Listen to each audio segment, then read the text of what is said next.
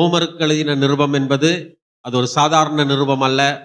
அது சபை சரித்திரத்திலே மிகப்பெரிய ஒரு மாற்றத்தை, தலைகீழ் மாற்றத்தை, ஒரு புரட்சியை, ஒரு சீர்திருத்தத்தை ஏற்படுத்திய ஒரு நிருபம். வேதாகமத்தில் இருக்கிற மிக முக்கியமான, அதிகமாக பேசப்பட்ட ஒரு நிருபம். அதிகமான பேர் இதை குறித்து நிறைய விளக்கங்கள், வியாக்கியானங்கள் எழுதியிருக்கிறாங்க. எனவே சபை சரித்திரத்திலே மிக மிக பெரிய தாக்கத்தை உருவாக்கிய ஒரு நிருபம். இதுல ரொம்ப சபையை பற்றிய பெரிய பெரிய சத்தியங்கள் எல்லாம் கிடையாது. இது ரொம்ப சிம்பிளான ஒரு நிருபம். அதாவது நிறைய பேர் சொல்லுவாங்க, ரோமர் நிருபத்தை வாசிச்சா அது புரியவே புரியாதுன்னு சொல்லுவாங்க. நான் இன்னைக்கு இந்த செஷன்ல நீங்க வந்திருக்கிற நீங்க ரோமர் நிருபத்தை அப்படி தலைக்குள்ள பாடமாக்கிட்டு போயிருவீங்க. புரியுதா? ரோமர் நிருபம் அப்படியே ஈஸியா சொல்லக்கூடியதா, மனசுக்குள்ள அப்படியே ஒரு பதியக்கூடிய ஒரு நிருபமா, அதுல இருக்கிற சத்தியங்கள், கிறிஸ்தவ வாழ்க்கைக்குரிய அடிப்படை சத்தியங்கள் எல்லாம் அப்படியே எங்க இருதயத்துக்குள்ள, மனசுக்குள்ள பதிகிற மாதிரி நாங்க படிப்போம். கர்த்தருடைய ஆவியானவர் அதற்கு எங்களுக்கு உதவி செய்வாராக. ஆமேன். வேதத்திலே ரோமர் நிருபத்தை குறித்து நாங்கள் கற்றுக்கொள்ளும் அதே நேரத்துல ரோமர் நிருபத்தை கற்றுக்கொள்ளும் பொழுது இன்னொரு நிருபத்தை நாங்க மறக்க இயலாது. ரோமர் நிருபத்தோடு நெருங்கிய ஒரு நிருபம் இருக்கிறது. அதுதான் கலாத்தியருக்கு எழுதின நிருபம். ரோமர் எழுதிய நிருபமும் கலாத்தியருக்கு எழுதின நிருபமும், இந்த ரெண்டு நிருபமும் நிறைய ஒற்றுமைகள் இருக்கிறது. இந்த ரெண்டு நிருபங்களும் ஒரு குறிப்பிட்ட பிரச்சனையை பற்றியே எழுதப்பட்டது. அதாவது இப்படி சொல்லுவாங்க வேதாகம ஆசிரியர்கள், எப்படின்னா, கலாத்தியர் நிருபம் வியாதி வந்த பிறகு கொடுக்கப்பட்ட ஆன்டிபயோட்டிக். ஆன்டிபயோட்டிக்னா என்ன தமிழ்ல என்ன சொல்லுவீங்க? ஆன்டிபயோட்டிக் தான். சரி, வியாதி வந்த பிறகு மருந்து கொடுப்பாங்க தானே, அதுதான் ஆன்டிபயோட்டிக் நாங்க சொல்லுவோம். அப்ப கலாத்தியர் நிருபம் ஒரு வியாதி வந்த பிறகு கொடுக்கப்பட்ட ஆன்டிபயோட்டிக்.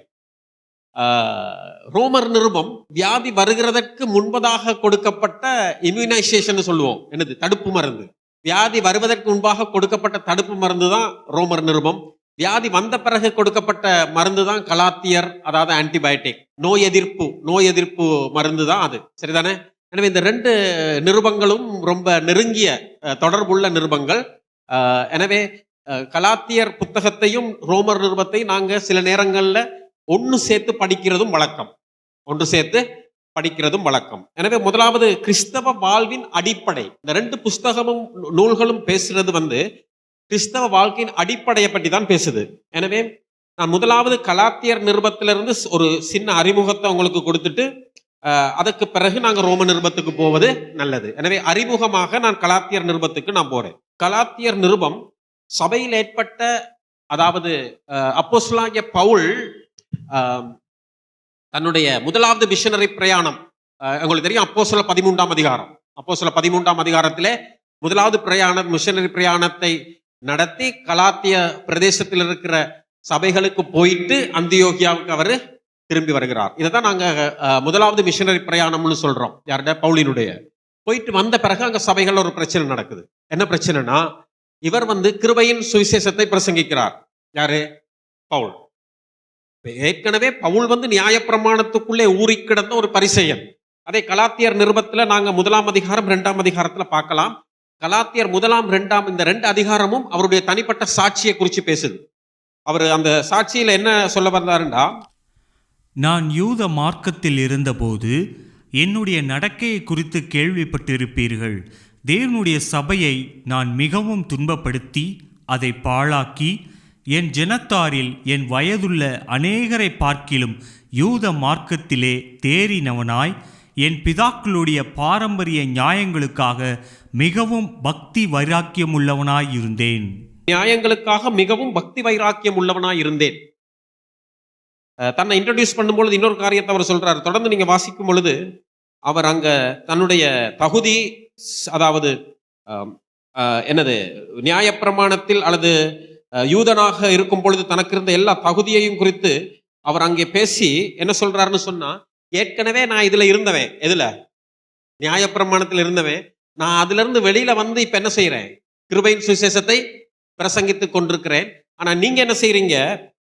1ஆம் அதிகாரம் கலாத்தியர் 1:13-14. நான் மிகவும் பக்தி வைராக்கியம் உள்ள ஒரு யூதனாக இருந்தேன். என்னை பத்தி கேள்விப்பட்டிருக்கிறீங்க. என்னை பத்தி தெரியாத கிறிஸ்தவ சபைகளே கிடையாது. ஏனென்றால் அந்த அளவுக்கு நான் பயங்கரமானவனாக சபைகளுக்கு இருந்தேன். அதனால சபையில இருக்கிற யாவருக்கும் என்னுடைய பெயர் பவுல் என்றால் யார் என்ற, சவுல் என்றால் யார் என்பதை அவர்கள் தெரிந்திருந்தார்கள்.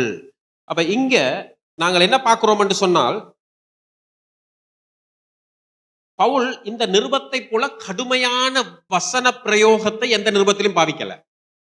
இந்த கலாத்தியர் நிருபம் தான் மிகவும் கடுமையான வசன பிரயோகம் உள்ள ஒரு நிருபம். முதலாவது நாங்க பார்க்கிறோம் 8வது வசனம் 9வது வசனம். 1, 8, 9. நாங்கள் உங்களுக்கு பிரசங்கித்த சுவிசேஷத்தை அல்லாமல் நாங்களாவது வானத்திலிருந்து வருகிற ஒரு தூதனாவது வேறொரு சுவிசேஷத்தை உங்களுக்கு பிரசங்கித்தால் அவன் சபிக்கப்பட்டவனாயிருக்க கடவன். முன் சொன்னது போல மறுபடியும் சொல்லுகிறேன், நீங்கள் ஏற்றுக்கொண்ட சுவிசேஷத்தை அல்லாமல் வேறொரு சுவிசேஷத்தை ஒருவன் உங்களுக்கு பிரசங்கித்தால் அவன் சபிக்கப்பட்டவனாயிருக்க கடவன். இங்கதான் முதலாவதாக நாங்க பார்க்கிறோம், சபிக்கப்பட்டவன் என்ற வார்த்தை பவுல் எங்கேயுமே பாவிக்கல. எந்த நிருபத்திலையுமே அவர் பாவிக்காத கடுமையான ஒரு சொற்பிரயோகம் சபிக்கப்பட்டவன். அதுக்கு பிறகு 3ஆம் அதிகாரம் 1ஆம் வசனத்துல சொல்றாரு, புத்தி இல்லாத கலாத்தியரே. என்னது? புத்தி இல்லாத கலாத்தியரே. இன்னொரு விதத்துல சொல்ல போனா, எங்க பாஷையில சொல்ல போனா என்னது? புத்தி இல்லாத கலாத்தியரே. 3ஆம் அதிகாரம் 1வது வசனம். புத்தி இல்லாத கலாத்தியரே, நீங்கள் சத்தியத்திற்கு கீழ்ப்படியாமற் போகத்தக்கதாக உங்களை மயக்கினவன் யார்? இயேசு கிறிஸ்து சிலுவையில் அறையப்பட்டவராக உங்கள் கண்களுக்கு முன் பிரத்யட்சமாய் உங்களுக்குள்ளே வெளிப்படுத்தப்பட்டு இருக்கிறாரே. சரி, இங்க இப்ப என்ன பிரச்சனைனா, கிருபைக்கும் நியாயப்பிரமாணத்துக்கு இடையில இருக்கிற ஒரு பெரிய போராட்டம். பவுல் முதலாவது மிஷனரி பிரயாணத்துல போய் அங்கே முதலாவதாக அவருடைய ஊழியம் இது. போய் கலாத்திய பிரதேசத்துல இருக்கிற எல்லா சபைகளுக்கும் அவருடைய சுவிசேஷத்தை பிரசங்கித்து வந்த பிறகு, அதற்கு பிறகு ஏனென்றால் யூத மார்க்கத்தில் இருந்த சில பேர் போய் அங்க என்ன பண்ணினாங்கன்னா, அங்கே அவர்கள் நியாய பிரமாணத்தை என்ன செய்தார்கள்?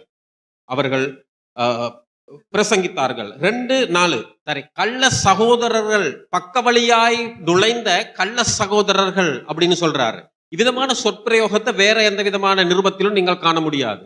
பக்க வழியாக நுழைந்த சில கள்ள சகோதரர்கள் இப்படி நியாய பிரமாணத்தை போதித்தார்கள். சரி, இப்ப இங்க நியாய பிரமாணத்துக்கும் கிருபைக்கும் கிருபையின் சுவிசேஷத்துக்கும் இடையில நடக்கிற ஒரு போராட்டத்தை நாங்க இங்க பாக்குறோம். சரி, நியாய பிரமாணம் தவறானதா அப்படின்னு சொல்லி கேட்டா, நியாய பிரமாணத்தை கடவுள் தான் கொடுத்தார். யாருக்கு? இஸ்ரவேல் மக்களுக்கு. இப்ப கடவுள் கொடுத்த ஒன்று எப்பவுமே தப்பா இருக்காது. ஏன்னா நியாய பிரமாணத்துக்குள்ளதான் அவர்களுடைய ஒழுக்கம் இருக்கிறது. நியாய பிரமாணத்துக்குள்ளே தான் அவர்களுடைய ஆராதனை முறை இருக்கிறது, ஆசாரிய முறை, அவர்களுடைய ஒழுக்கம், அவர்களுடைய சட்டத்திட்டங்கள் எல்லாம் அங்க இருக்குது. அப்ப என்ன பிரச்சனைன்னா, அப்ப கடவுள் கொடுத்த ஒண்ணு தீமையானது ஒண்ணு கொடுத்தாரா அப்படின்னா கிடையாது. இங்க நாங்க பாக்குறோம் என்னன்னு சொன்னா, நியாய பிரமாணத்தை ஆண்டவர் கொடுத்ததன் நோக்கம் என்னன்னா, அதாவது இஸ்ரவேல் மக்களுக்கு ஆண்டவர் அதை ரட்சிப்புக்காக கொடுக்கல. எதுக்காக கொடுக்கல? ரட்சிப்புக்காக கொடுக்கல. அது இதை செய்துட்டு தான் நீ ரட்சிக்கப்படுவேன்னு சொன்னா, ஆண்டவர் அதை எங்க வச்சு கொடுத்துருக்கணும்? எகிப்துல வச்சு கொடுத்துருக்கணும். ஆனா ஆண்டவர் அதை எகிப்துல வச்சு கொடுக்கல. என்ன செய்தாரு? எகிப்தில இருந்து அவர்களை வெளியிலே கொண்டு வந்து அங்கே சீனாய் மலை அடிவாரத்திலே, யாத்ராகமம் 19ஆம் அதிகாரம் 1வது வசனம், சீனாய் மலை அடிவாரத்தில் வச்சுதான் என்ன செய்யறாரு? நியாயப்பிரமாணம் கொடுக்கிறார். யாத்ராகமம் 19:1 வாசிங்க. இஸ்ரவேல் புத்திரர் எகிப்து தேசத்திலிருந்து புறப்பட்ட 3ஆம் மாதம் 1ஆம் நாளிலே சீனாய் வனாந்தரத்தில் சேர்ந்தார்கள். சரி, சீனாய் வனாந்தரத்திலே எப்ப சேர்ந்தாங்களாம்? எத்தனை மாசத்துக்கு பிறகு? 3 மாதம் கழித்து அங்கே எங்க 3ஆம் மாதம் அங்கே சீனாய் வனாந்தரத்திலே அவர்கள் சேர்ந்தார்கள். சரி, இப்ப ஒரு குறிப்பிட்ட காலகட்டம் விடுவிக்கப்பட்டு ஒரு குறிப்பிட்ட காலத்துக்கு பிறகுதான் என்ன செய்யப்படுகிறது? நியாயப்பிரமாணம் கொடுக்கப்படுகிறது. அதுக்கான காரணம் என்ன? இங்க நான் போட்டிருக்கேன் பாருங்க. எகிப்து என்பது ஒரு பழைய கலாச்சாரம். விடுவிக்கப்பட்ட ஜனங்களுக்கு என்னது? பின்னால, முதுகுக்கு பின்னால இருக்கிற ஒரு கலாச்சாரம் தான் எது? எகிப்து. முகத்துக்கு முன்னால் இருக்கிற கலாச்சாரம் என்னது? கானான்.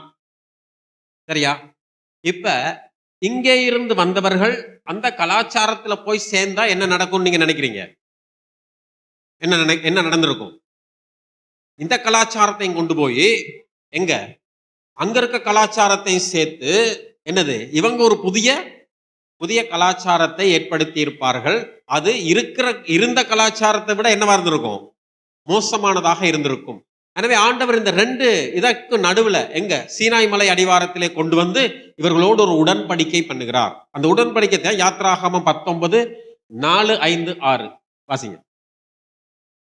யாத்ராகமம் 19:4-5-6. நான் எகிப்தியருக்கு செய்ததையும் நான் உங்களை கழுகுகளுடைய செட்டைகளின் மேல் சுமந்து உங்களை என் அண்டையிலே சேர்த்து கொண்டதையும் நீங்கள் கண்டிருக்கிறீர்கள். இப்பொழுது நீங்கள் என் வாக்கை உள்ளபடி கேட்டு என் உடன்படிக்கையை கைக்கொள்வீர்களானால் சகல ஜனங்களிலும் நீங்களே எனக்கு சொந்த சம்பத்தாய் இருப்பீர்கள். பூமி எல்லாம் என்னுடையது. சரி, நான் அதை சொல்றேன். நான் எகிப்தியருக்கு செய்ததையும் உங்களை கழுகுகளுடைய செட்டைகளின் மேல் சுமந்து என்னண்டை சேர்த்ததையும் நீங்கள் கண்டிருக்கிறீர்கள். இப்பொழுது என் வாக்கை உள்ளபடி கேட்டு என் உடன்படிக்கை கைக்கொள்வீர்களானால் நீங்களே எனக்கு சொந்த சம்பத்தாய் இருப்பீர்கள், ஆசாரிய ராஜ்யமும் பரிசுத்த ஜனமுமா இருப்பீர்கள் என்று சொல்லி ஆண்டவர் அந்த வசனத்தை சொல்றதை காண்கிறோம். இந்த வசனத்தை நாங்கள் ரெண்டா பிரிச்சு பார்க்கலாம். ஒன்று, அவர் இதுவரைக்கும் கொண்டு வந்தது. அடுத்தது, இஸ்ரவேல் மக்கள் இனிமேல் செய்ய வேண்டியது. என்னது? இதுவரையும் கொண்டு வந்தது, இஸ்ரவேல் மக்கள் இனிமேல் செய்ய வேண்டியது. கொண்டு வந்தது என்னது? நான் உங்களை கழுகுகளுடைய செட்டைகளின் மேல் சுமந்து என்னண்டை சேர்த்து கொண்டதை நீங்கள் கண்டிருக்கிறீர்கள். எது வரைக்கும்? சீனாய் வரைக்கும். சீனாய் மலை அடிவாரத்துல உடன்படிக்கை செய்கிற 19ஆம் அதிகாரத்தில் உடன்படிக்கை செய்கிற இடம் வரைக்கும் அவர் சுமந்து கொண்டு வந்தார். அவர் எகிப்திலே அவர்களை என்ன செய்தார்? அற்புதங்களின் மூலமாக எகிப்தியரை கலங்கடித்தார். அங்கே செங்கடலை என்னது கடக்க பண்ணினார். இப்படியே அற்புதங்களை செய்து அங்கே பார்வோனுடைய சேனையை முறியடித்தார். எல்லாவற்றையும் செய்து அவர்களை கொண்டு வந்தார். இவங்க என்ன பண்ணல?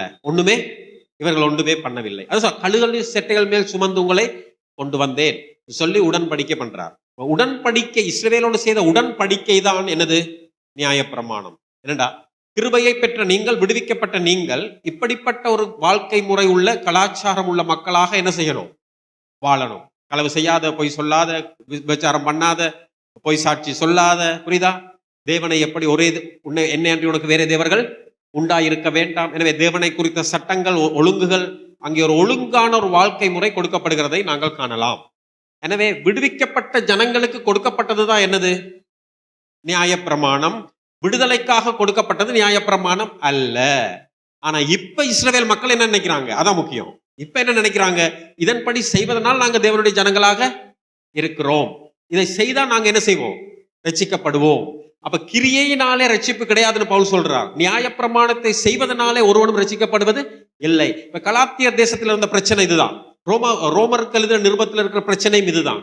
நியாயப்பிரமாணத்தை நாங்கள் செய்வதன் மூலமாக நாங்கள் மீட்கப்படுவோம், நியாயப்பிரமாணம் முக்கியம் அப்படின்னு சொல்லி நியாயப்பிரமாணத்தை செய்தது மட்டும் அல்ல, கிறிஸ்தவர்கள் ஆன பிறகும் எங்க இயேசு கிறிஸ்து வந்து சிலுவையிலே மரித்து மக்களுக்கு மீட்பு கொடுத்த பிறகும் இவங்க வர்றாங்க. எதோட வர்றாங்க? இவங்களோட பழைய பேக்கேஜோட வர்றாங்க. வந்து என்ன சொல்றாங்க? நீங்க இயேசு கிறிஸ்து ஏற்றுக்கொண்டா மட்டும் போதாது, இந்த பேக்கேஜை எடுத்துக்கிட்டு போங்க. எதை? நியாயப்பிரமாண பேக்கேஜை நீங்க எடுக்கணும்.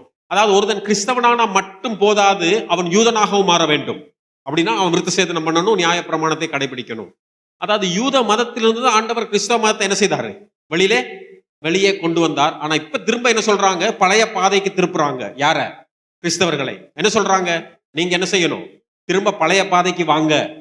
கிருபையை பெற்றீங்க பரவாயில்ல, ஆனா பழைய பாதைக்கு வாங்க என்று சொல்லி திரும்ப நியாயப்பிரமாணத்தை அவர்கள் மீது சுமத்தினார்கள். பவுல் சொல்றாரு, ஒருவன் மீட்கப்படுவதற்கு கிரியையினால் அல்ல, கிருபையினாலே மீட்கப்படுகிறான். ஒருவன் மீட்கப்படுவதற்கு நியாயப்பிரமாணம் தேவையில்லை. மீட்கப்பட்ட பிறகும் பழைய சம்பிரதாயங்கள், சடங்குகளை அவன் செய்ய வேண்டிய அவசியம் இல்லை. அவன் பழியிட வேண்டிய அவசியம் இல்லை, விருத்த சேதனம் பண்ண வேண்டிய அவசியம் இல்லை. இதெல்லாம் பழைய உடன்படிக்கையோடு சார்ந்தது. நான் போன முறை உங்களுக்கு அந்த என்னுடைய செமினார்ல நான் உங்களுக்கு ஒரு சில ஸ்லைட்ஸ் போட்டு காட்டினேன். அதாவது என்னன்னா, அதாவது நியாயப்பிரமாணத்தின் 3 பிரிவுகள். என்ன பிரிவுகள்? சடங்கு, செரிமோனியல், சிவில் அண்ட் மோரல். சடங்கு சட்டங்கள், குடியுரிமை சட்டங்கள், நல்லொழுக்கம் சார்ந்த சட்டங்கள். சரியா? நல்லொழுக்கம் சார்ந்த சட்டங்கள் வேதாகமத்துல மாறாது. என்ன மாறாது? களவெடுக்க கூடாது, பொய் சொல்லக்கூடாது, பொய் சாட்சி சொல்லக்கூடாது, விபசாரம் செய்யக்கூடாது. இந்த விதமான ஒழுக்க சட்டங்கள் அந்த நாட்கள் இந்த நாட்கள் வரைக்கும் என்னது? எல்லாமே அது மாறாதவை. அடுத்தது குடியுரிமை சட்டங்கள், தேசத்தை குறித்த சட்டங்கள். சில தேசத்தை குறித்த சட்டங்கள் இஸ்ரவேலுக்கு கொடுக்கப்பட்டிருந்தது, அதுவும் மாற்றமடையாது. எந்தெந்த தேசத்தில் இருக்கிறோமோ அந்தந்த தேசத்தினுடைய சட்டங்களுக்கு நாங்கள் என்னது? கீழ்ப்பட்டவர்கள். ஆனா சடங்கு சம்பிரதாய சட்டங்கள் என்ன செய்யுது? ஆலயத்தை குறித்த சட்டங்கள் மாற்றம் அடையுது. இப்ப நாங்க இஸ்ரவேலர் மாதிரி விருத்த சேதனம் எடுக்கிறதோ பலியிடுவதோ ஆலயத்தின் சம்பிரதாயங்களுக்கு உட்பட்டவர்களோ அல்ல. எங்களுக்கு இப்ப இருக்கிறது ஒரே பலி, ஆண்டவராகிய இயேசு கிறிஸ்து. அவர் மூலமாக மீட்பை பெற்றோம். இன்னும் அவர்தான் எங்களுக்கு பலியாகவே இருக்கிறார். சரியா? வெளிப்படுத்தின விசேஷத்துல 30 முறைக்கு மேல வருது அடிக்கப்பட்ட ஆட்டுக்குட்டியானவர் ஆராதனை எல்லாமே. 2 வசனங்களும் மொத்தமாக 60 முறைக்கு மேல வருது. எங்க?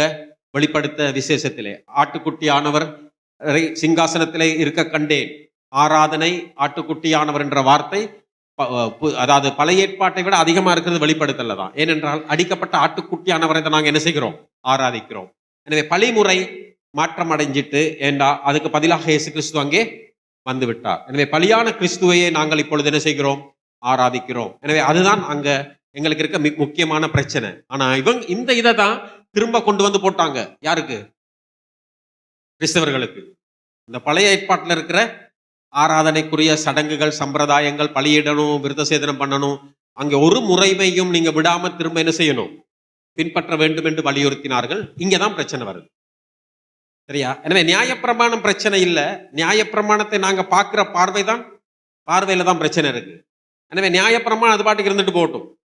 ஆனால் விடுவிக்கப்பட்டவர்களுக்கு என்ன செய்தார்கள்? திரும்ப வந்து நியாயப்பிரமாணத்தை போதித்தார்கள்.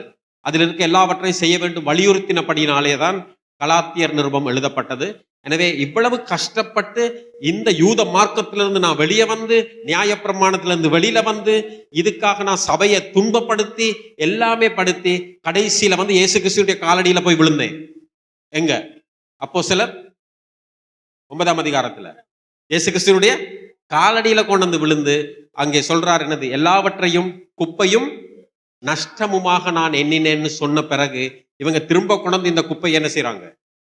திரும்ப சபையிலே கொட்டுவார்கள். இதுதான் பவுலுக்கு இருந்த மிகப்பெரிய, பவுலுக்கு கோபம் வந்ததுக்கான காரணம் இதுதான். இதனாலதான் சபிக்கப்பட்டவர்கள், புத்தி இல்லாத கலாத்தியரே, கள்ள வழி என்னது பக்க வழியாய் நுழைந்த கள்ள சகோதரர்கள் என்ற இந்த கடுமையான சொற்றொடர்களை அவர் கலாத்தியரிலே அவர் பாவிக்கிறார். எனவே கலாத்தியர்ல அவர் திரும்ப சொல்றார், ஆபிரகாமை கொண்டு வந்து தான் பேசுறார். எத்தனாம் அதிகாரத்துக்கு நாங்கள் வரும்பொழுது? 4ஆம் அதிகாரத்துக்கு வரும்பொழுது அவர் அங்கே ஆபிரகாமை குறித்து பேசுவதை நாங்கள் காணலாம். அதை நீங்க 4ஆம் அதிகாரம் முழுவதையும் நீங்க பார்க்கலாம். இங்கே 3ஆம் அதிகாரம் 18வது வசனத்துல இருந்து அது ஆரம்பிக்கிறது. 18வது வசனம் 3ஆம் அதிகாரம். அன்றியும் சுதந்திரமான நியாயப்பிரமாணத்தில் உண்டானால் வாக்குத்தத்தினால் உண்டாயிருது, தேவன் அதை ஆபிரகாமுக்கு வாக்குத்தத்தினால் அருளி செய்தார். அவன் என்ன சொல்ல வர்றார்? இஸ்ரவேலரே, நீங்க உங்க தகப்பன் யார சொல்றீங்க? ஆபிரகாம சொல்றீங்க. ஆனா ஆபிரகாம் மீட்கப்பட்ட பொழுது, ஆபிரகாம் நீதிமானாக்கப்பட்ட பொழுது ஆபிரகாம் கிட்ட என்ன இருக்கல? ஆபிரகாம் கிட்ட நியாயப்பிரமாணம் இல்ல. ஆபிரகாம் மீட்கப்பட்ட பொழுது, அழைக்கப்பட்ட பொழுது அவன் விருத்தசேதனம் பண்ணப்படல. அவனுக்கு நியாயப்பிரமாணம் இல்லை, அவனுக்கு ஆலயம் இல்லை, அவனுக்கு என்னது ஆராதனை முறை என்னன்னே தெரியாது, ஆசாரியர்னா என்னன்னே தெரியாது. ஆனா ஒண்ணுதான் அவன் பண்ணினான். என்ன பண்ணினான்? விசுவாசித்தான், தேவன் அவனை நீதிமானாக்கினான். எனவே ஒரு மனிதன் மீட்கப்படுவதற்கு ஒண்ணுதான் அவசியம், இயேசு கிறிஸ்து மேல் வைக்கும் விசுவாசம். விசுவாசத்தினாலே நீதிமான்களாக்கப்படுகிறோம். இதுதான் ரோமர் புஸ்தகத்தினுடைய கருப்பொருள். ரோமர் 1:17. ரோமர் 1:17 இதுதான் ரோமர் புத்தகத்தினுடைய கருப்பொருள். விசுவாசத்தினாலே நீதிமான் பிழைப்பான். ஆபக்கூக் 2:4. இந்த 2 வசனத்தை வாசிங்க. 2 வசனமும் முக்கியமான வசனங்கள். விசுவாசத்தினாலே நீதிமான் பிழைப்பான் என்று எழுதியிருக்கிறபடி விசுவாசத்தினால் உண்டாகும் தேவ நீதி விசுவாசத்திற்கென்று அந்த சுவிசேஷத்தினால் வெளிப்படுத்தப்பட்டிருக்கிறது. தன் விசுவாசத்தினாலே நீதிமான் பிழைப்பான். விசுவாசத்தினாலே நீதிமான் பிழைப்பான் என்று எழுதியிருக்கிறபடி அங்கே என்ன சொல்றாரு? விசுவாசத்தினாலே நீதிமான் பிழைப்பான் என்று எழுதியிருக்கிறபடி எங்க எழுதியிருக்குது? எங்க எழுதியிருக்கு? ஆபக்கூக்ல எழுதியிருக்குது. ஆபக்கூக் 2:4 எழுதியிருக்கிறபடி விசுவாசத்தினால் உண்டாகும் தேவ நீதினால் தான் நாங்கள் என்ன செய்யப்படுகிறோம்? நீதிமானாக்கப்படுகிறோம். எனவே இது எங்களுக்கு எப்படி கிடைக்கிறது? விசுவாசத்தினாலே கிடைக்கிறது. எனவே விசுவாசத்தை கொண்டு கிருபையினாலே நாங்கள் என்ன செய்யப்படுகிறோம்? மீட்கப்படுகிறோம். சரிதானே? இப்ப இது இந்த சத்தியம் யூதருக்கும் ஒண்ணுதான், எங்களுக்கும் ஒண்ணுதான். சரிதானே? அப்ப இந்த அடிப்படையிலே தான் ரோமர் நிருபம் எழுதப்பட்டது.